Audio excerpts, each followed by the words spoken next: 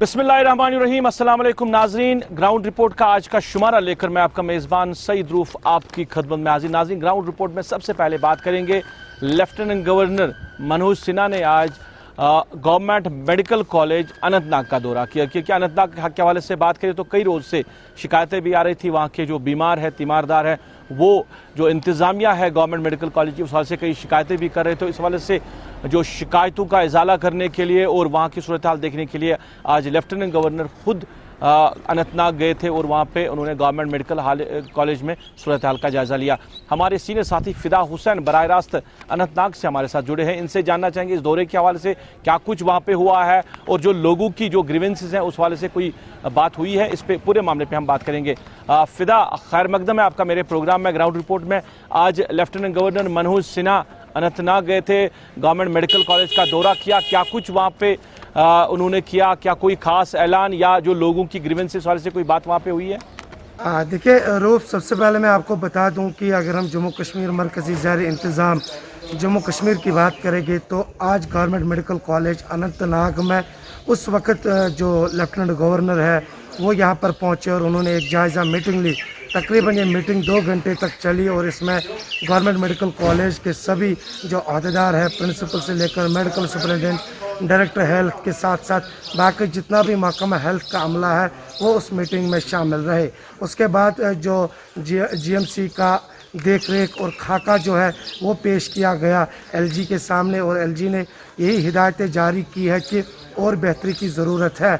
जब वहाँ पर जो नुमाइंदों के साथ बात भी की, हालांकि उन्होंने कहा कि गवर्नमेंट मेडिकल कॉलेज के लिए और भी कुछ करने की ज़रूरत है। साथ ही साथ उन्होंने इस बात पर भी ज़ोर दिया है कि क्योंकि कोविड महामारी इस वक्त जो है जो चल रही है, हालांकि अगर हम गवर्नमेंट मेडिकल कॉलेज की बात करेंगे तो जिस तरह से आपने आगाज़ में कहा कि सुर्खियों में रहा बहुत बार ये, तो उसके बाद कहीं ना कहीं पे गवर्नमेंट मेडिकल कॉलेज के अंदर जो है उसको सुधारने की कोशिश की गई है अगर हम यहाँ की ज़िला इंतज़ामिया की बात करेंगे। लेकिन इस तरह से आज एक उम्मीद जो है वो काफ़ी थी इस दौरे से, क्योंकि यहाँ के लोग चाहते हैं कि इस गवर्नमेंट मेडिकल कॉलेज में और बेहतरी हो और जो सहूलियातें अभी वहाँ पे नहीं है वो सहूलियातें जो है वो बाहम रहनी चाहिए ताकि जो मरीज़ है उनको यहाँ से श्रीनगर रेफ़र ना किया जाए, उनका इलाज जो है वो गवर्नमेंट मेडिकल कॉलेज में ही होना चाहिए। और जिस तरह से पहले जब यहाँ पर मेडिकल कॉलेज का क़याम अमल में लाया गया तब यही उस वक़्त की सरकार ने वादा दिया था कि आपको अब श्रीनगर जाने की ज़रूरत नहीं पड़ेगी, तो उसी वादे को आगे फिदा मैं एक चीज़ जानना चाहूँगा। अगर हम ऑक्सीजन को लेकर बात करें, क्योंकि कोविड के इन हालात में ऑक्सीजन एक बड़ा इंपॉर्टेंट है और अनंतनाग के इस मेडिकल कॉलेज के हवाले से बात करें तो कहीं ना कहीं ऑक्सीजन के हवाले से वहाँ के बीमार या तीमारदार शिकायतें करते थे। क्या कुछ इस हवाले से बात हुई है? क्या कोई एक्स्ट्रा आज इस हवाले से ऐलान किया गया कि मेडिकल कॉलेज या ज़िले में जितने भी बाकी अस्पताल है उनको वहाँ की जो ऑक्सीजन सप्लाई उसको बढ़ा दिया जाएगा? देखिए रूफ, अंदर कौन कौन से मामला उठाए गए हैं इसका खुलासा अभी तक नहीं हो पाया है, क्योंकि हम बाहर थे और जब वो बाहर आए तो उन्होंने हमारे साथ भी बात की तो उन्होंने इसी चीज़ को यकीन दिलाया कि मज़ीद बेहतरी की ज़रूरत है और हिदायतें जारी की गई है। और जो हमारे ज़राया है उनका भी यही कहना है कि इसी बात पर जोर दिया गया है कि कोविड-19 में जितने भी लोग अभी जीएमसी के अंदर जिनका इलाज चल रहा है, हाई फ्लो ऑक्सीजन हो या बाकी जितनी भी चीज़ें हैं वो वहाँ पर बरोएकार लाने की ज़रूरत है। कहीं ना कहीं पर अगर कोई भी कोताही जो है कल तक या आज सुबह तक अगर गवर्नमेंट मेडिकल कॉलेज के अंदर थी, अब उम्मीद की जा रही है कि शायद अब आज के बाद वो जो मुश्किलातें पेश आती थी लोगों को, शायद अब वो मुश्किलातें जो है वो दूर हो जाएगी। कहीं ना कहीं पे बड़े फैसले भी लिए गए हैं, हालांकि ये ज़राए का कहना है, लेकिन ये दौरा काफ़ी अहम माना जाता है और इस तरह से डॉक्टरों को भी काफ़ी ज़्यादा उम्मीदें जो थी इस दौरे के हवाले से, क्योंकि डॉक्टर्स कहते थे कि अगर हौसला अफजाई होती है तो शायद वो और तनदीही के साथ काम करेंगे। पैरामेडिकल स्टाफ की बात करेंगे क्योंकि कोविड से यही लोग जो है लड़ रहे हैं, फ्रंट लाइन वॉरियर्स है। और कहीं ना कहीं पर जो लोग हैं, अगर हम ज़िला अनंतनाग की बात करेंगे, गवर्नमेंट मेडिकल कॉलेज के अंदर इतना ज़्यादा रश रहता है कि बानीहाल से लोग आते हैं, पीर पंचाल से लोग आते हैं, तो उनको भी बहुत ज़्यादा उम्मीद है जो है वो वाबस्ता है इस गवर्नमेंट मेडिकल कॉलेज से। तो लेकिन अब वो उम्मीदों पर क्या खरा उतर पाते हैं आने वाले दिनों में, और क्या यहाँ पर कोविड से जिस तरह से लड़ा जा रहा है, कोविड की इस महामारी से जिस तरह से लोग अपने घरों में बैठे, हालांकि अब अनलॉक चल रहा है और इस अनलॉक में भी लोग जो है काफ़ी ज़्यादा सपोर्ट करते हुए नज़र आ रहे हैं। लेकिन अब जीएमसी की बात है, क्योंकि जीएमसी का दौरा ही था तो काफ़ी चले फिदा बात करने के लिए बहुत बहुत शुक्रिया। फिदा हुसैन हमारे साथी अनंतनाग से तफसीलात दे रहे थे। आज लेफ्टिनेंट गवर्नर मनोज सिन्हा अनंतनाग गए थे, वहाँ के जो गवर्नमेंट मेडिकल कॉलेज के साथ साथ जो बाकी अस्पताल है उनकी सूरत हाल का जायज़ा लिया, क्योंकि लोगों की शिकायतें और लोगों की शिकायतों का अजाला करने के लिए आज इंतज़ामिया का ये वहाँ पे दौरा था अनंतनाग का। इस हवाले से तफसीलात दे रहे थे हमारे साथी फिदा हुसैन। नाज़रीन, बात करेंगे लॉकडाउन को अब अनलॉक में तब्दील कर दिया गया है। सरकार का इंतजामिया का फैसला और कल से ये फैसला जो है नाफिजुल अमल है। फेज वाइज मैनर में अब दुकानों को खोलने की इजाज़त है, पब्लिक ट्रांसपोर्ट को चलने की इजाज़त है। श्रीनगर की क्या सूरत हाल है, क्योंकि श्रीनगर के हवाले से बात करें तो इंतजामिया का फैसला पीर और जुमा रात को ही श्रीनगर में दुकानें खुलेगी, बाकी दिन लॉकडाउन रहेगा। अगरचे इस फैसले को कहीं ना कहीं जो ट्रेडर्स है वो कह रहे हैं कि ये ट्रेडर्स के साथ मजाक है, मगर उसके बावजूद भी इंतजामिया का कहना है कि पहले ही ट्रेडर्स के साथ इस हवाले से बात हुई थी, कन्विंस को किया गया था, क्योंकि अभी भी शहर श्रीनगर की बात करें मस्बत मामला सामने आ रहे हैं। कहीं ना कहीं कोविड-19 को यहाँ से ख़त्म करने के लिए, इससे फाइट करने के लिए अभी लोगों को एहतियात बरतने की ज़रूरत है। पूरी तरह तफसीलात क्या है शहर श्रीनगर की, हमारे साथी इरफान फाजिल आप तक पहुँचा रहे हैं। हम इस वक्त ग्राउंड जीरो लाल चौक पर मौजूद है, शहर श्रीनगर की तवारीखी जगह लाल चौक घंटाघर टावर। और बात अगर करें पहले लॉकडाउन और उसके बाद अनलॉक का फेस, और दूसरे दिन अगर देखा जाए तो अभी इस वक्त ग्राउंड जीरो पर लाल चौक पर मुकम्मल तौर पर दुकानें बंद पड़ी हुई है। ट्रैफिक की जो मूवमेंट है, खासतौर पे पब्लिक हो या प्राइवेट ट्रांसपोर्ट हो, 50% से कम ही दिखाई दे रहा है। मैं अपने सीनियर वीडियो जर्नलिस्ट समीर वानी से गुजारिश करूंगा कि वो थोड़ा सा इन करे और इस वक्त ग्राउंड जीरो से सिचुएशन जो है खासतौर पर घंटाघर की आपको दिखाएं। आप अंदाजा खुद लगा सकते हैं कि प्राइवेट ट्रांसपोर्ट हल्का हल्का चल रहा है, पब्लिक ट्रांसपोर्ट में भी नमी दिखाई दे रही है। और खासतौर पर अगर बात करें, एक बहुत बड़ा कंफ्यूजन एक कियोस्क था और उस कियोस्क को लेकर यानी कई सारे ट्रेडर्स एसोसिएशन को लेकर बात करें, मार्केट एसोसिएशन को लेकर बात करें, शॉपकीपर्स को लेकर बात करें, सुबह सुबह एक बड़ा कंफ्यूजन चला कि अगर बताया गया था कि एक दिन दुकानें एक साइड से खुलेंगी और दूसरे दिन दूसरे साइड से खुलेंगी, जबकि ऑल्टरनेट और फेज वाइज की बात की गई थी। मगर आज सुबह सुबह मंजर कुछ अलग ही देखने को मिला, जबकि खास तौर पर हुक्मनामा जारी किया गया कि हफ्ते में 2 ही दिन इजाजत दी गई है शॉपकीपर्स को मार्केट खोलने की, जिसमें बात की गई है खास तौर पर शहर श्रीनगर को लेकर मंडे के दिन एक साइड से दुकानें खुलेंगी और दूसरे साइड से थर्सडे को खुलेगी। तो जो मंडे को खुलेगा उसे अगले हफ्ते का इंतजार करना होगा। स्टैंड अलोन शॉप जिसमें फ्रूट वाला हो, सब्जी वाला हो, दूध वाला हो, इन्हें भी इजाजत दी गई है हफ्ते में 3 दिन ही दुकानें खोलने की। मगर शहर श्रीनगर में इस वक्त खास तौर पर गमो गुस्सा का इजहार जो है, खास तौर पर जो ट्रेडर्स है, एसोसिएशन के लोग हैं, उनका मानना है कि हम तक कोई बात क्लियर नहीं की गई। जबकि अनलॉक करना था, कोई ऐसा ऑर्डर नहीं आया। उसमें क्या सिचुएशन थी, जिस दिन दूसरे दिन हम देख रहे हैं कि कुछ अलग सा ही ऑर्डर आ रहा है। यानी उनका मानना है कि ये हमारे साथ मजाक हो रहा है। मगर एक जानिब अगर देखा जाए तो वादी कश्मीर में इस वक्त लॉकडाउन के साथ साथ बात करें 99 कंटेनमेंट जोन्स है जहां पर अभी भी लॉकडाउन है, जहां पर कोशिश एडमिनिस्ट्रेशन कर रही है कि उसे रेड जोन से ऑरेंज से ग्रीन जोन में लाया जाए, ताकि जल्द से जल्द जो बाकी चीजें बंद पड़ी हुई है ताकि वो बहाल कर सके। और इस चेन को ब्रेक करने के लिए एडमिनिस्ट्रेशन ने इस तरह के इकदामात शहर को लेकर उठाए हैं। विद वीडियो जर्नलिस्ट समीर वानी के साथ सईद इरफान फाजिल, गुलिस्तान न्यूज, श्रीनगर, कश्मीर। नाज़रीन, बात शहर श्रीनगर की हो रही है और श्रीनगर के हवाले से बात करें, मस्बत मामला अभी भी आ रहे हैं, अभी भी खतरा टला नहीं है। अगर बात करें जिस तरह इंतजामिया बार बार कह रही है लोगों को SOPs का ख्याल रखें। District development commissioner Srinagar Ejaz Asad ने कहा कि जितना लोग SOPs का ख्याल रखेंगे उतना ही हम कोविड-19 से बाहर आ सकते हैं और श्रीनगर जो है वो ग्रीन जोन में आएगा। जो ही श्रीनगर ग्रीन जोन में तब्दील होगा फिर हम लॉकडाउन को मुकम्मल तौर ख़त्म भी कर सकते हैं, मगर उसके लिए एहतियात बरतना बड़ा ज़रूरी है। क्या कह रहे हैं डिस्ट्रिक्ट डेवलपमेंट कमिश्नर श्रीनगर? जिला श्रीनगर में 96 कंटेनमेंट जोन्स इन प्लेस है और कंटेनमेंट जोन्स के अंदर अनलॉक की इंस्ट्रक्शंस कोई भी फॉलो नहीं होंगी, बल्कि कंटेनमेंट जोन के अंदर एक तरीके से लॉकडाउन ही रहेगा।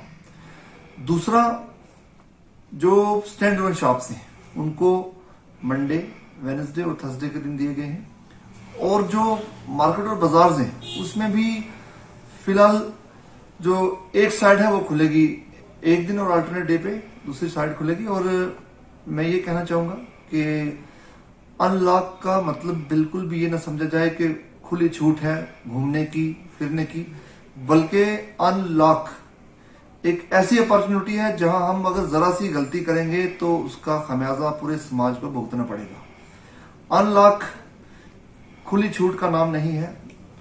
अनलॉक का मतलब ये नहीं है कि एसओपीज वायलेट हों, बल्कि अनलॉक के बाद और ज्यादा अलर्ट रहने की जरूरत है कि कोविड प्रोटोकॉल को हम फॉलो करें, वैक्सीनेशन सेंटर पर जाकर टीका लगवाएं, और साथ ही साथ में अनलॉक के बाद जो लेवल ऑफ रिस्पॉन्सिबिलिटी है सब पर, चाहे वो एडमिनिस्ट्रेशन हो चाहे वो सिविल सोसाइटी हो, और ज्यादा जिम्मेदारी आयद हो गई है। इसलिए मैं मुतबाना गुजारिश करना चाहूंगा कि जो एसओपीज है उसको हम स्ट्रिक्टली फॉलो करें। और श्रीनगर डिस्ट्रिक्ट अगर आज ऑरेंज कैटेगरी में है तो ऑरेंज के बाद अगर फ्यूचर देखें तो ग्रीन जोन में कैटेगराइजेशन होता है, और अगर पीछे फिसले तो फिर रेड कैटेगरी आती है, जिसकी वजह से और ज्यादा रिस्ट्रिक्शन इंपोज हो जाती हैं। तो लिहाजा हम सबकी जिम्मेदारी है कि हम एसओपीज का पालन करें, और साथ ही साथ में कंप्लीट जो एक मिनिमल में कहूंगा अनलॉक है उसके बारे में जो एग्जीक्यूटिव कमेटी ने जो हिदायत जारी की हैं उसको हम पूरे तरीके से फॉलो करें।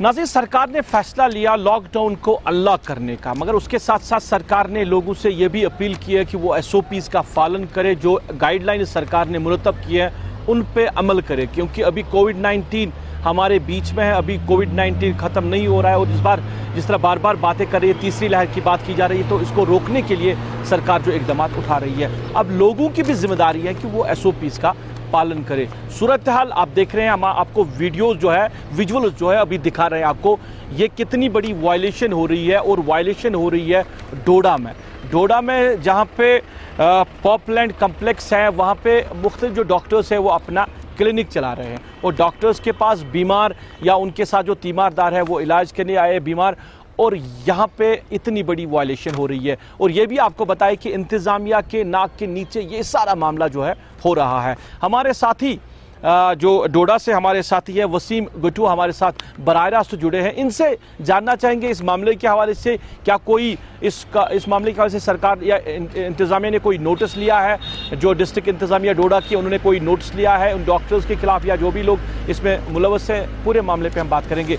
वसीम, खैर मकदम है आपका प्रोग्राम में। पहले ये जानना चाहेंगे कि ये जो वायलेशन यहाँ पे हुई है, ये जो कम्प्लेक्स है पॉपलैंड कम्प्लेक्स, ये डीसी ऑफिस या बाकी जो सरकारी मुलाजिम है, सरकारी अफसरान हैं जो इस पूरे मामले को देख रहे हैं, इंतज़ामिया जो आपके डोडा को देख रही है, उनसे कितनी दूर है? जी बहुत बहुत शुक्रिया आपने हमें जोड़ा डोडा से। मैं आपको साफ तौर पर बताऊं कि हम आए दिन आपको दिखाते हैं कि डोडा के अंदर सिचुएशन किस तरह से, ग्राउंड जीरो से तस्वीरें सारी आपको दिखाते हैं।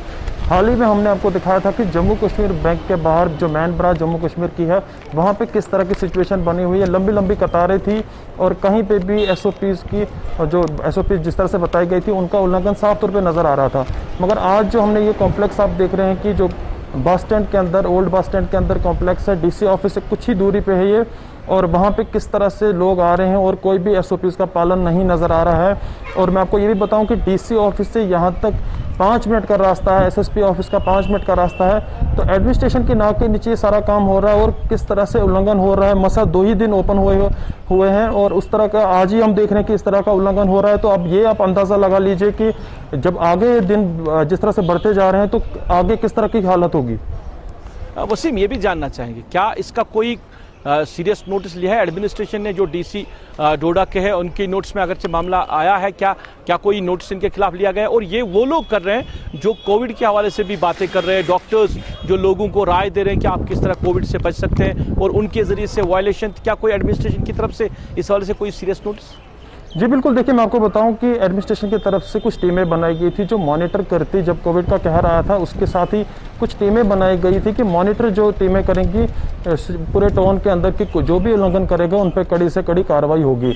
मगर वो टीमें कहीं पे नज़र नहीं आ रही हैं, और इस कॉम्प्लेक्स के अंदर आप देखेंगे कोई भी जो कॉम्प्लेक्स को चलाते हैं या कॉम्प्लेक्स के जो मालिक हैं उनकी तरफ से वहाँ पे रखना चाहिए था किसी शख्स को, या कुछ लोगों को लगाना चाहिए था जिस हिसाब से भीड़ है वहाँ पे, कि जो एसओपीज को फॉलो करवाते हैं, मगर ऐसा कुछ भी नज़र नहीं आ रहा है। एक दिन हम खबर दिखाते हैं, दूसरे दिन उसका पालन किया जाता है, तीसरे दिन उसी तरह की सिचुएशन फिर से बनती है।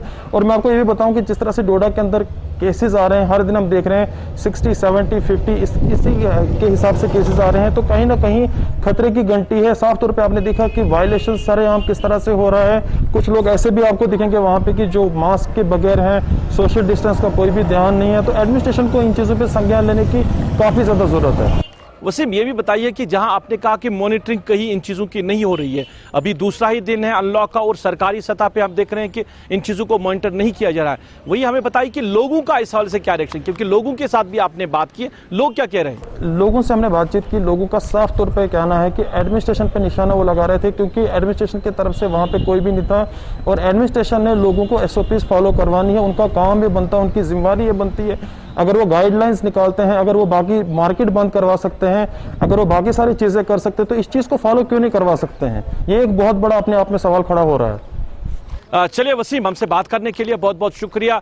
जिला डोडा की बात करें, वायलेशन वहां हो रही है और वो भी डॉक्टर्स के क्लिनिक के बाहर जहां पे लोगों की भीड़ जमा है, एडमिनिस्ट्रेशन के नाक के नीचे सारा मामला हो रहा है, मगर एडमिनिस्ट्रेशन ने इस हवाले से कोई कार्रवाई अभी तक नहीं की। अगरचे लोगों का रद्द अमल इस हवाले से सामने आया, लोगों ने कहा कि ये जो लोग भी इसमें मुलव्वस हैं उनको सजा मिलनी चाहिए और सरकार को भी सारे मामलात को यहाँ पे मॉनिटर करना चाहिए।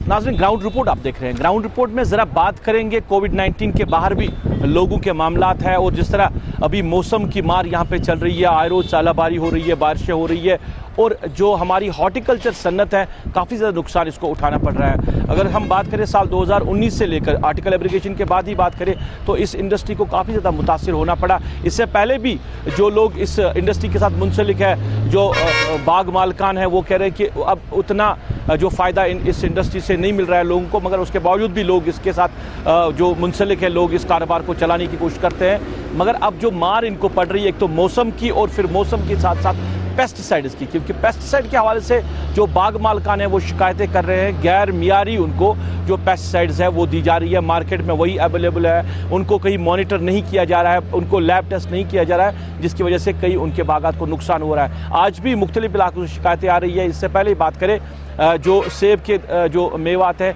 वहाँ उनके जो दरख्त के पत्ते हैं वो कहीं ना कहीं जो है जड़ से गए हैं या जल से गए हैं इन पेस्टिसाइड की वजह से।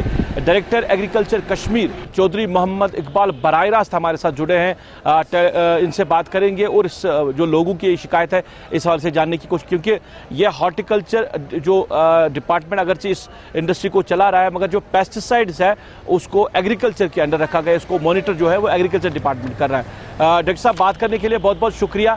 लोगों की शिकायतें आए रोज आ रही है पेस्टिसाइड्स के हवाले से, गैर मियारी पेस्टिसाइड जो है वो लोगों को दी जा रही है, जिसकी वजह से उनके बागात को नुकसान हो रहा है। सबसे पहले ये खुशी की बात है कि आपने मौजू वक्त पे मौजू सवाल पूछा, जिससे कि हमारे जो किसान, चाहे वो एग्रीकल्चर क्रॉप्स के साथ लिंक हैं या हॉर्टिकल्चर क्रॉप्स के साथ लिंक्स हैं, ये हमारे पास हमारी मवेशियत का एक अहम हिस्सा है। बिल्कुल। सबसे पहले मैं ये बताना चाहूँगा कि एग्रीकल्चर या हॉर्टिकल्चर कोई अलग डिपार्टमेंट नहीं है। हॉर्टिकल्चर डिपार्टमेंट जो है वो एग्रीकल्चर डिपार्टमेंट की एक शाख है। बिल्कुल। जहाँ तक कंट्रोल का सवाल है, डायरेक्टर एग्रीकल्चर कश्मीर जो है वो इसका controller of insecticide and pesticides है। मैं ये बताना चाहता हूँ आपको कि क्योंकि आपको भी ये सहाफत का जो दौर है, इसमें आपने बहुत सारे काम किए होंगे, लेकिन अल्लाह के फजल से मैं ये बताना चाहता हूँ कि जब से मैंने नाज़िम ज़राअत का ओहदा संभाला है, मैंने इतने बड़े पैमाने पर इस मार्केटिंग को रोकने के लिए, आपको ये जान के खुशी होगी कि इस वक्त तक 3200 से ज़ायद सैंपलिंग की गई, जो कि पिछले 5 साल में एक रिकॉर्ड है।